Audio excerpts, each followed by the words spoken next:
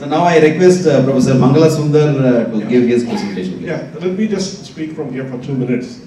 First of all, I want to thank the Professor P.D. Jose, Professor Fardak, with whom I have had many, many years of interactions, and all of you for being here and for the opportunity. And what was gratifying today was that when somebody stood up very strong and said, you should listen to NPTEL, and I didn't say that, someone else said that. That was really wonderful.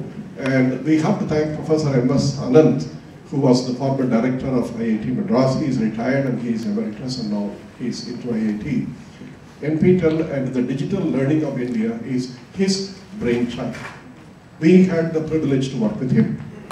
Now I have 2 quizzes for you. Then I'll get to the presentation part of it. This is a quotation which is very, very important because I remember I keep telling this to me all the time. The exact sciences also start from the assumption that in the end, it will always be possible to understand nature, even in every field of experience. But that we may make no a priori assumption about the meaning of the word understand. I think what is important is, let us not make any assumption about what is learning. Let us leave it open. What we can teach and what we think the users, the learners, or whom we want to address, what you think is important for them to create a process and innovation, I think that is all we can work on. Pedagogy and principles of learning, education, all these are guidelines, but they do not give you the goal. I think the goal is basically what the learner wants to, and that's a lifelong experience. Now, that's one quote, which is very important for us, and in practically all the meetings that I've been attending for the last 2-3 years, nobody mentions the fact that I'm actually a professor of chemistry and physical chemistry, and that's what I've been teaching for the last 25 years. Okay? It doesn't matter. I have introduced myself on that count. Okay? Now, the other important quote I think I want you to, before I can talk a little bit about NPTEL, is that I hope this doesn't happen to most of us. The minute I dropped out and I could stop taking the required classes that did not interest me and begin dropping on the ones that looked far more interesting. Can anybody recognize that? Steve Jobs, yes, that's beautiful, thank you. That's also another one, which I think is connected with the theme of the conference today. Again, you can't connect the dots looking forward. You can only connect them looking backwards. So you have to trust that the dots will somehow connect in your future. You have to trust in something, your gut, destiny, life, karma. Look who is saying. Whatever, because believing that the dots will connect down the road will give you the confidence to follow your heart, even when it leads you off the well-worn path, and that will make all the difference. I think that's important for any conference on learning. Digital process that I talked about has a formal beginning in India in this context in 1999, when there was a workshop in IIT Madras called the Workshop on Technology Enhanced Learning. And that was started and organized with the help of Professor Paul Goodman, who was the professor of the business school in Carnegie Mellon University. Many years he was also our advisor and helped, and unfortunately he passed away a couple of years, 3-4 years ago. In 2003, the funding for the project NPTEL was formally provided by the Ministry of Human Resource Development. And at that time, it was still a large sum of money called 15 crores. You know, in 2003, 15 crores was a large amount of money for any funding. It is 150 million Indian rupees. And at that time, it was equivalent to something around a million Indian rupees, about 1/40th at that time. So the money given to us was quite substantial then, but then over the years, you can see in the last 12 or 14 years, where we are is that the impact we have is a little more than 50,000 video hours. They are all public, and anybody can access any and all of them. About 470 million website views, and these numbers. In India, whatever numbers you talk about in the rest of the world, in India, you add a couple of zeros to that, only then it makes sense. Otherwise, it's not impactful at all. So you can see that the numbers here are really large, and we have currently about 1.5 million YouTube subscriptions on the Sundar channel called the NPTEL HRD or IIT, which hosts all the 49,000 videos for anyone to download. So this is the status of the project, and the NPTEL online certification. We adopted the massive open online certification for a slightly different format, with a slightly different format, and to address the needs of the engineering institutions in the country. NPTEL was primarily interested in engineering education, but then later on, the National Mission on Education, NME, ICT, and SWAYAM have integrated NPTEL and also brought all the other players into the project. So you can see that the courses available on SWAYAM right now, there are 1,009 courses and about 290 upcoming courses that you are going to have. And already, so far, we have had about 5 million enrollments and about 4.3, almost 1/11th of the people who finally certified for a fee. Certification was for a fee because the certification happened through the online, through the proctoring in a center. 100 centers, 150 centers, depending on the number of students who register on the exam on one given day. That's what we have been able to. The last set of examinations had nearly 1.7 lakhs out of these 4.3. So you could see that it's a scaling up at this point of time. These are some indicators of how the project is moving, and SWAYAM is essentially now building on the experiences, and also NPTEL is feeding, looking back from the experiences of SWAYAM. So it is a build-up of NPTEL SWAYAM. It's no longer a separate project. It's part of the larger periphery of SWAYAM. And you can see that the rise in the number of the enrollments and the number of people who took the examinations and the standard formats through which the course is offered, every course is offered, these are all pertaining to what you call as the massive open online course format.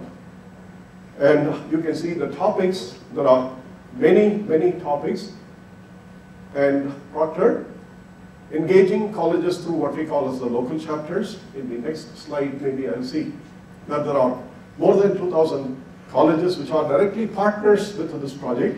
And the ministry is also setting up for the entire SWAYAM project a similar model. It's called a single point of contact, or SPOC, which is all information about the project will go to that single point of contact, and the college will get all the distributions and all the emailing and other things from that point onwards. Therefore, we have a point of contact presence established in more than 2,000 institutions. The project is to be relevant for the students of this country, the learners of this country. We use taxpayers' money. All other things will come afterwards. I think that's the fundamental issue with which NPTEL began its life, and that is a focus with which it is staying. Therefore, conferences like this give us the experience of what the others are going through, and what are the better methods for getting these programs online and to reach out to the millions that we still have not been able to. You can see that, and there are course distributions here. This is on the NPTEL alone. The course distribution that you can see is electrical engineering, computer science, civil engineering. This is CB, they had me. Okay, CH is chemistry, chemical engineering, biotechnology, this one metallurgical, mechanical engineering, mathematics, management, humanities and social sciences. And you can see the contributors are from various institutions. It's not IIT-centric anymore. All partners are welcome, and we do have a mechanism to evaluate the courses. Now, this whole process in the last 4 years is not my effort. I actually left NPTEL in 2015, December 31st. And the team which should be talking about this particular effort unfortunately could not come because they are starting to launch the next program in January 29 for about 300 courses. For Andrew Tangaraj, who worked with me in this project for more than 5 years, and Professor Pratap, both of them are professors of engineering in IIT. Professor Pratap Haridas, they both have been colleagues with me for more than 5-6 years. Before I felt that they know enough and they are much more aggressive and they have a better team and they are far younger than I am. Therefore, I think they are the people who should lead this activity. I am very happy that they sit back and I can talk about something that I did not do, but still have the pride that I was part of it. Now, the SWAYAM, there are local chapters I have mentioned, and we worry about the subtitling of all the lectures and subtitling both wherever possible in some local language as well. Therefore, text transcripts are available, and these are also freely available for everybody. The mechanism by which SWAYAM, Prabha, and the NPTEL courses, the mechanism by which it is accessible to you is through the copyleft mechanism of the Creative Commons, share alike, and attribution, which is the same as the Wikipedia license. We don't have any other license mode. Therefore, it's open to all the 195 countries, citizens, and all the Indians who live in practically all the countries as well. Every citizen of the country, wherever he or she lives, should have access to what this country is able to produce and be able to contribute. This is the last slide. Now let me summarize a little bit about the other things, the two other projects which are extremely important. This is a subset of SWAYAM, which Sri Saravana Kumar talked to you about. 470 courses is what you said, I believe, are being offered as a continuous learning program from January till April, and students will take, students and any learner will take certificate examination. And I believe you even have a mechanism of refunding some of the fees, the examination fees that you charge, if the students pass the examination. This is not given before. They have to have a goal.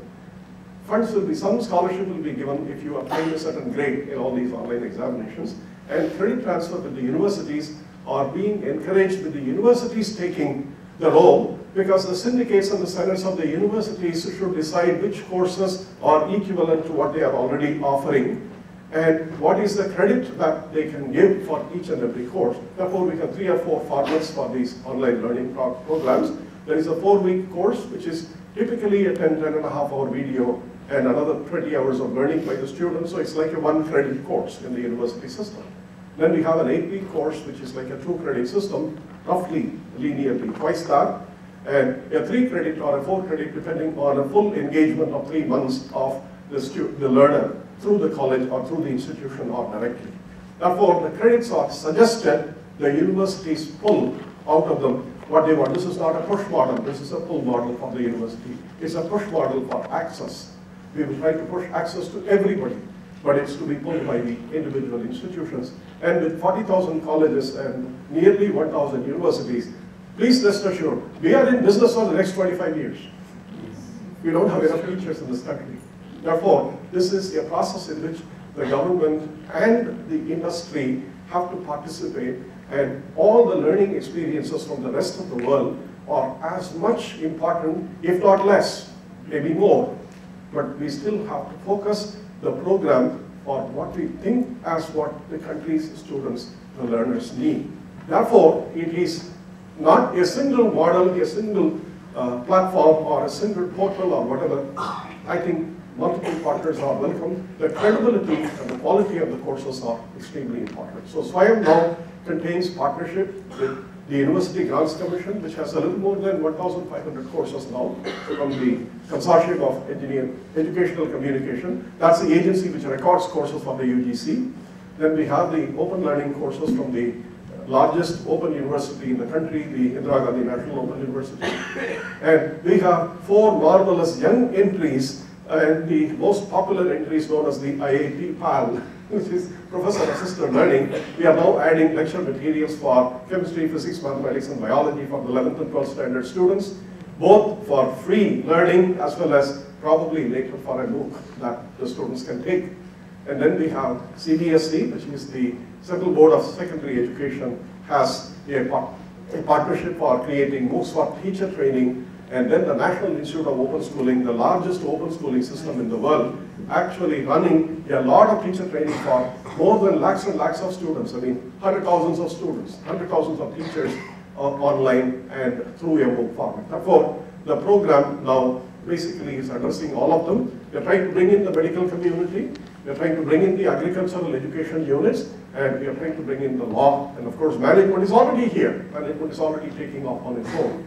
Therefore, we hope that within the next 4 or 5 years, that the entire educational suite and the activities that we would like to have would be covered and would be supported by a government. one thing I must record in meetings like this is that I don't think there is any country in the world which can support an educational activity or digital learning, as not because Mr. Sarvana Kumar is here. No.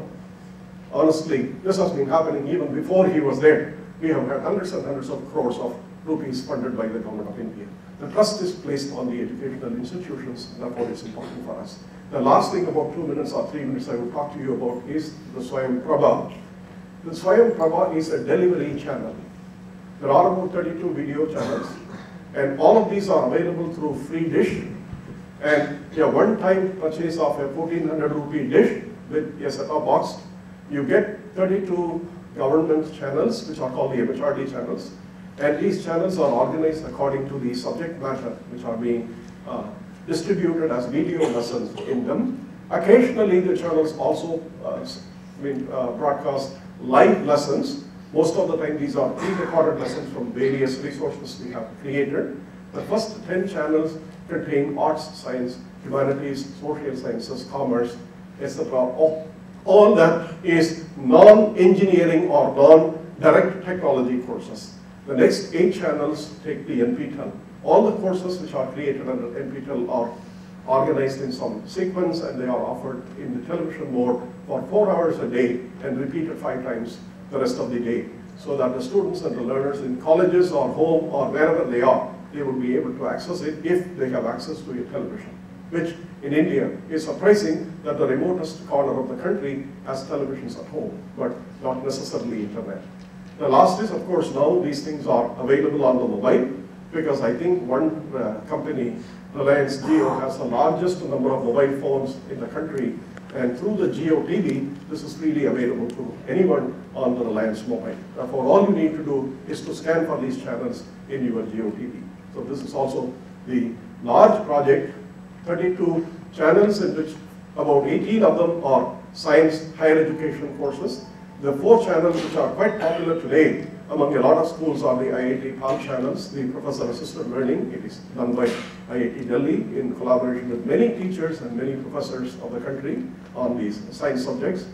And then we have the Indira Gandhi National Open University giving free and open education courses. The National Institute of Open Schooling also delivering some of these lectures.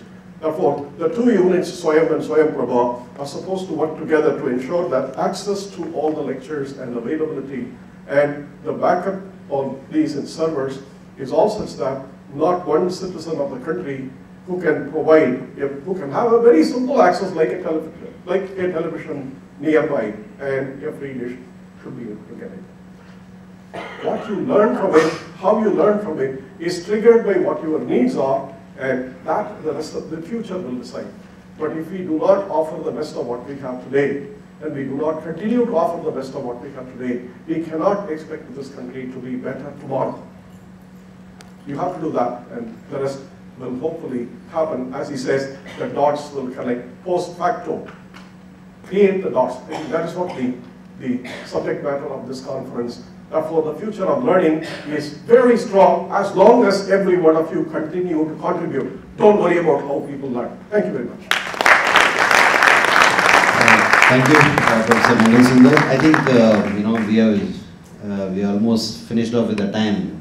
I'm asked to finish off before 1:15, but it's already 1:30.